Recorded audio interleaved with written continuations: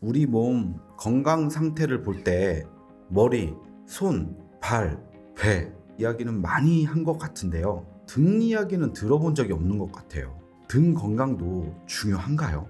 네, 물론입니다. 우리 몸의 감각신경은요, 뇌에서 한 줄기로 경추를 타고 내려와서 척추를 지나면서 여러 갈래로 나뉘게 되는데요. 우리의 피부와 내장은 물론 모든 기관과 연결되어지게 되는데요. 특정 장기에 문제가 발생하게 된다거나 그 부위와 같은 감각신경을 공유하는 다른 곳에서도 통증이 나타나기도 하는데요. 특별히 모든 신경이 분화되는 등 쪽으로 나타나는 경우가 종종 있습니다. 쉽게 말씀드리자면요. 문제가 발생되어지는 부분은 내장 쪽인데요. 통증으로 나타나는 부위가 같은 신경이 지나가는 곳이라면요. 그곳으로 통증이 나타날 수도 있고요. 이러한 것을 반사구라고 하는데요. 신경처럼 지나가는 길을 경락이라고도 이야기하죠.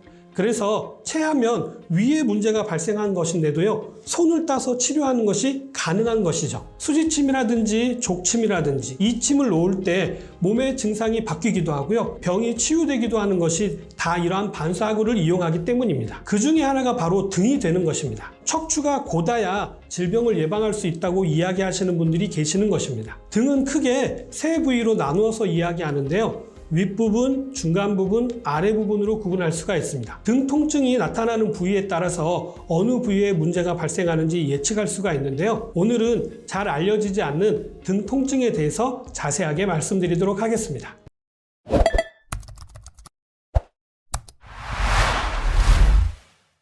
경추는 목뼈를 이야기하는데요. 우리 사람의 목뼈는 7개로 되어져 있습니다. 그럼 기린처럼 목이 긴 짐승은 목뼈가 몇 개일까요? 사람의 목보다 10배 이상 기니까 한 70개라든지 아니면 100개 정도 될 것 같죠? 그러나 아닙니다. 똑같이 7개입니다. 물론 사람의 목뼈보다는요, 훨씬 더 길게 되어져 있죠. 제가 어디까지 얘기했죠?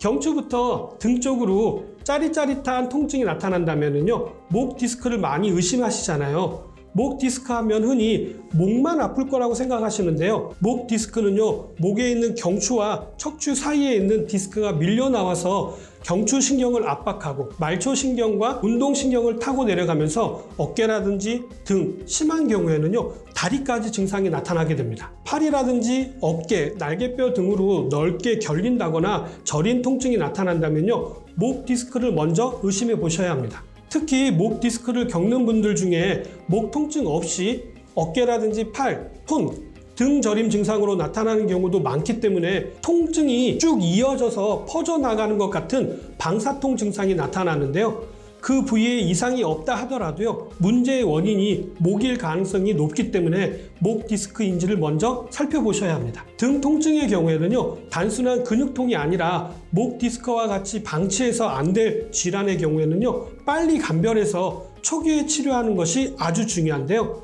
목 디스크 초기 치료의 경우 소염 진통제라든지 아니면 물리치료만으로도 효과를 볼 수 있습니다만, 기본 치료나 운동요법으로도 차도가 없거나 심한 통증을 지나서 마비 증세가 있는 경우에는요, 수술을 해야 되는 경우도 발생하기 때문에 방치하지 마시고 꼭 병원에 가셔서 진단을 받아보시기를 권장해 드립니다. 목 부위는요, 목 이하의 모든 부분에 영향을 미칠 수가 있기 때문에 수술 자체도 조심해서 해야 하는 부분이기 때문에 미리미리 병원에 가셔서 관리를 받으시는 것이 아주 중요합니다. 최근에는 휴대폰 사용이 증가함으로 인해 가지고 목 디스크를 비롯해서 거북목이라든지 일자목이 많다고 하기 때문에 미리미리 잘 관리하시기 바랍니다. 다음은 어깨, 견갑골 통증의 경우에는요, 근막 동통 증후군을 의심해 보셔야 합니다. 두 가지 증상으로 나뉘는데요. 통증 유발점을 눌렀을 때 극심한 통증을 호소하는 압통과 통증 부위가 인접 부위로 이리저리 돌아다니면서 나타나는 활동성 통증이 있는데요. 등 자체에 통증 유발점을 갖는 경우도 있지만 뒷목이라든지 어깨, 허리 근육에 발생하여서 등 부위로 연관통이 생기는 경우가 더 많기 때문에 통증이 나타나는 부위가 어디인지 잘 살펴보셔야 합니다. 근막 동통 증후군은요, 흔히 목이나 어깨의 근육들이 장시간 쉬지 못하고 과도하게 긴장해서 생기기 때문에요, 통증이 경미한 경우 충분한 휴식과 약물치료, 운동치료 등을 통해서 충분히 나아질 수가 있고요. 평소에 바른 자세를 유지하고 오랫동안 같은 자세를 유지하지 않도록 신경 쓰신다면요, 예방하실 수 있습니다. 또한 틈틈이 스트레칭을 해주는 것도 좋은 예방 습관이 될 수가 있는데요. 그냥 스트레칭이라고 하면은 기지개 피는 정도만 생각하시는 분들이 계실 것 같아서 집에서 하실 수 있는 아주 쉬운 도구를 한 가지 소개해 드리도록 하겠습니다. 그 도구는 바로 밴드인데요. 고무로 되어져 있어서 이렇게 넓고 얇은 천같이 되어져 있는 밴드를 이야기하는 것입니다. 밴드를 이용해서 스트레칭을 하신다면요,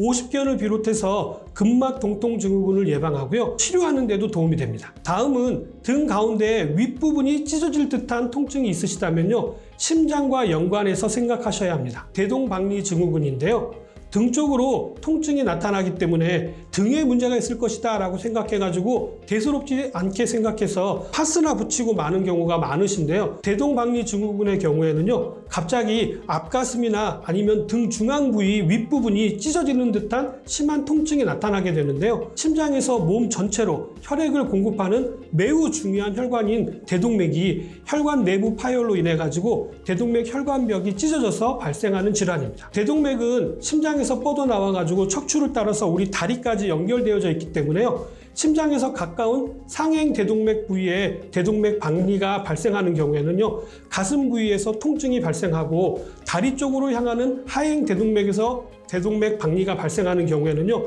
등뿐만 아니라 복부 중앙에서도 통증이 나타나기도 합니다. 대동박리 증후군이 발생하게 되면은요, 어깨뼈 사이에서 시작되어 가지고요, 척추를 따라 내려가서 꼬리뼈까지 통증을 느낄 수가 있는데요.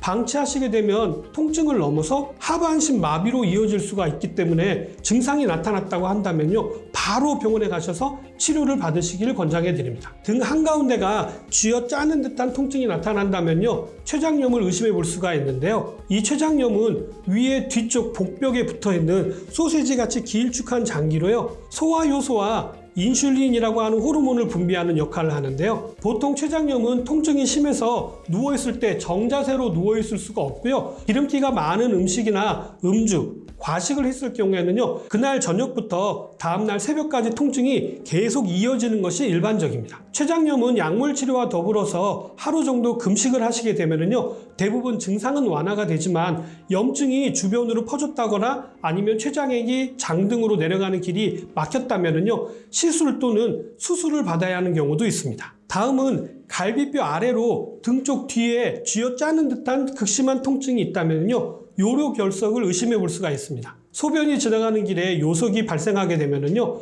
소변의 흐름에 문제가 생기게 되고요, 극심한 통증이 발생하게 됩니다. 요로결석이 생기는 대표적인 원인은요, 수분 부족인데요. 충분한 수분을 섭취하지 않게 되면은요, 요로결석이 소변에 머무는 시간이 길어지면서 요석 형성이 증가하게 됩니다. 요석이 작은 경우에는요, 약물 치료와 함께 물 충분히 섭취하시게 되면 그 돌이 빠져나올 수도 있는데요. 우리 흔히들 맥주 많이 마시고 화장실 자주 가면 해결된다 하는 말이 이런 의미에서 이야기하는 것입니다만, 요로결석이 큰 경우에는요, 체외 충격 파쇄술 등의 시술이 필요한 경우도 있습니다. 비슷한 부위에 등에 자극이 가해지면, 예를 들어서 그 부위를 두드린다거나 아니면 무언가에 부딪혔을 때 심한 통증이 나타난다면 급성 신우신염을 의심해 보셔야 합니다. 콩팥 하면 왠지 옆구리 아래, 허리띠 매는 쪽, 골반 뒤쪽에 있을 것 같지만요, 아닙니다.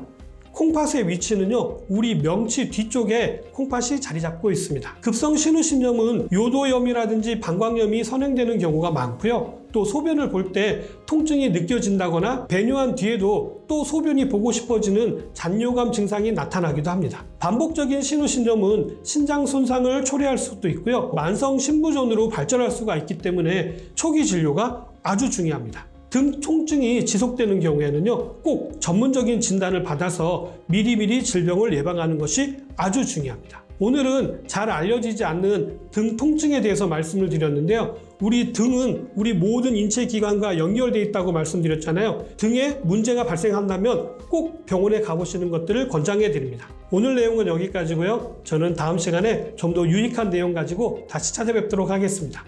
감사합니다.